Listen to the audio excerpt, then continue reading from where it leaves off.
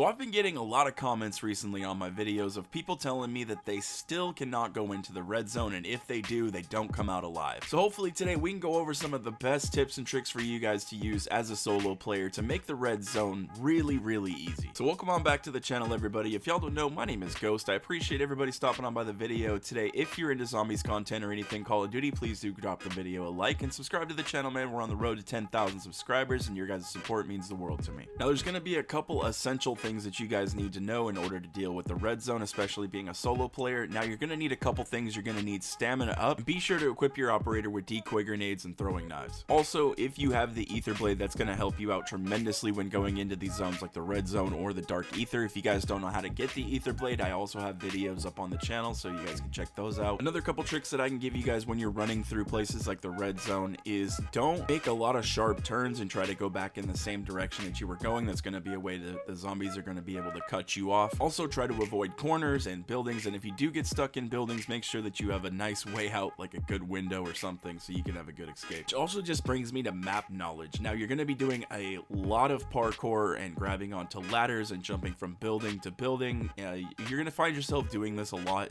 in the red tier zone, just kind of to cover ground a lot faster, but also it just keeps you away from a lot of those hellhounds and super sprinters and stuff like that. So first off, you're going to notice what I'm doing here is I'm just driving around, and I wanted to check out those caches that are in the ground, and then I decided to jump up on these roofs and try to see if I can find some good loot inside some of these ether crates. If you noticed, I jumped in the car straight away and head straight out here to the red zone because I wanted to be one of the very first players on the map to get out here, so that way I could be one of the very first ones to be looting these crates and finding the loot that's in here before everybody else does. I think that also kind of falls into one of the reasons why a lot of people say that they don't find a lot of really good loot in the red tier zone. It's just because they're also not one of the very first ones out here, and by the time the match is already halfway over or 3/4 of the way over, this thing has already been picked and looted through everybody else that's already on the map and going through everything. So I just definitely think it's helpful to be one of the very first ones out here. Now my luck for loot in this match was definitely not with me, but that's alright, man. It's honestly not what this video was intended for. I honestly just wanted to show you guys how you can survive out here, how you can be looting things completely on your own as a solo player, and how to survive doing contracts and everything. And yeah, I know there's already going to be a lot of players that are probably going to be like, Ghost, we already know all this stuff, that's just common knowledge, what a useless video, blah blah. Hey, you know what, this video ain't for you, shut up. I'm honestly just kidding, man. I appreciate everybody that stops by and that checks out the videos, leaves comments, and does all of that. Even the kind of hateful and trolly comments, hey, I appreciate you guys too, man. These videos are mainly for the newer players or for the people that have just been out here kind of struggling. Hopefully I can give them some tips and tricks and just kind of help them out and get them into the red tier zone or into the dark ether, getting classified schematics and stuff like that. So I figured it was time to start doing some contracts in here. So we got an HVT on this Mangler here, and we went down pretty fast with these tiers. These things are just monsters. Which brings me to kind of my next point is just be sure to be using a meta primary weapon if you don't have one of the good wonder weapons. There's a lot of decent guns here in Modern Warfare Zombies, but there is definitely a couple that just shine absolutely above the rest, like the Tier Akimbo snake shots or the Lockwood shotgun with the slug rounds. Now I know that there's a lot, and I mean a lot of guns in this game, and you want to try out a bunch of different stuff, but if you want to come into these high tier zones and loot for some good stuff and survive, just be sure to be rocking some of these top tier weapons. There's plenty of videos all over YouTube, and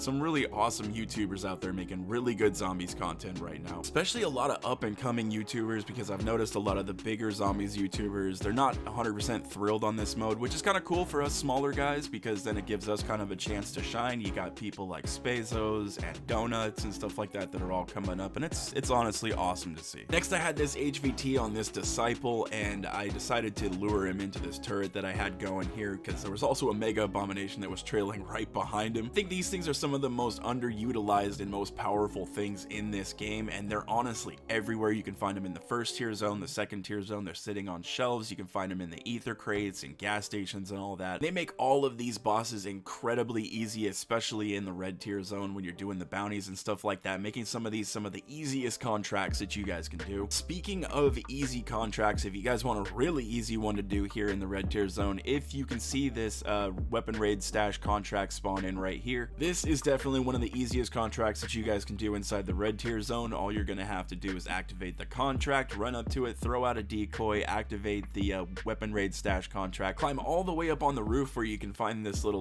chair where somebody was obviously posted up, and you can play the audio. Now zombies won't follow you up here, but they will gather around right below you and they'll be chucking their hunks of meat at you. So all you're gonna have to do is kind of be running around in circles, and those chunks of meat shouldn't be able to hit you. Now, if you go to the back of the roof, the contract's gonna stop and go down, so be sure to stay towards the front. But if you have something like the Ether Blade or the Scorcher Case or the Wonder Waff, you can get rid of those zombies that are right down below really easily, and most of the time you can just sit here without even moving. As you guys can tell, a couple chunks of meat were starting to hit me, but I was okay, and then this Mangler almost knocked my shit out. But yeah, this is definitely one of the easiest contracts to do in the red tier zone for a solo player, and you can actually do almost the same thing with the Outlast contract that spawns right here as well. The only difference with that one is what I like to do is after I activate it, I climb up on the roof and then I kind of go in circles, and you might have to train the zombies just a little bit in that contract, but it's not that much harder than this one, to be honest. And I don't know what it was with this run, but for some reason in this run, these contracts just did not want to give me very good loot. I mean, I guess the schematic would have been alright if I didn't have it, but I got everything in this game, man. I'm looking for them flawless crystals, I'm looking for them ether tools. Oh man, give me something. But with that one being done, I decided to go do another one of the easiest contracts, which is the cargo mission, and this one I got screwed in.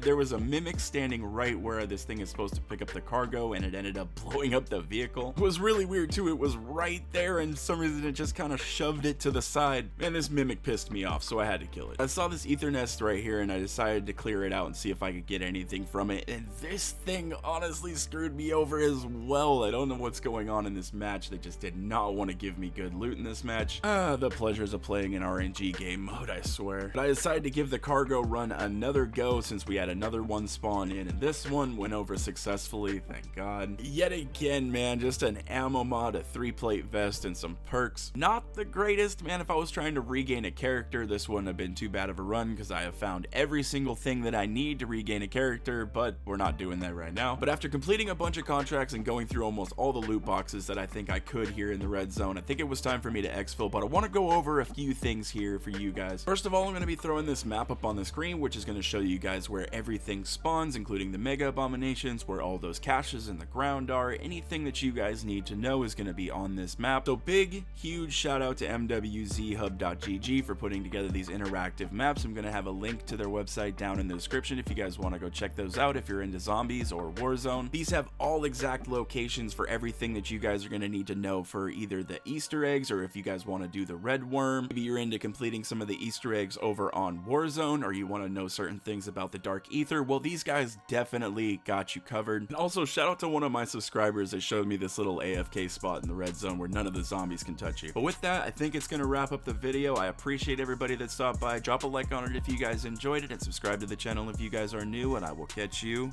in the next one.